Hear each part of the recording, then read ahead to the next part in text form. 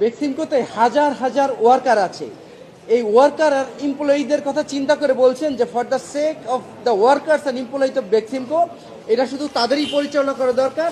এই কারণে রিসিভার মূলত উঠে নিয়েছেন, কারণ এই হাজার হাজার ওয়ার্কার হয়তো বেক্সিমকো নিজেরাই ভালো মতো পরিচালনা করে ওইসব ওয়ার্কার এবং এমপ্লয়ীদেরকে ম্যানেজ করতে পারবে, স্যালারি দিতে পারবে এবং তাদেরকে মেনটেন করতে পারবে। আমরা কি রায়ের আলোকে বলতে পারবো যে রিসিভার দেওয়া হয়েছিল সেটা অবৈধ? আজকে রায়ের আলোকে সেটা না, অবৈধ বলতে পারবেন না।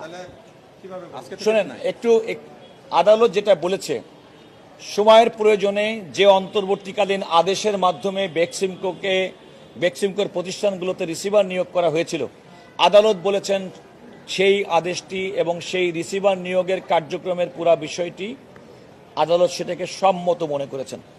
আদালত বলেছেন যেহেতু বেক্সিমকো প্রতিষ্ঠানটি চলতে হবে এবং এই প্রতিষ্ঠানের কর্মচারী তাদের ম্যানেজমেন্ট চলতে হবে, সেই কারণে আদালত বলেছেন তারা চলবেন।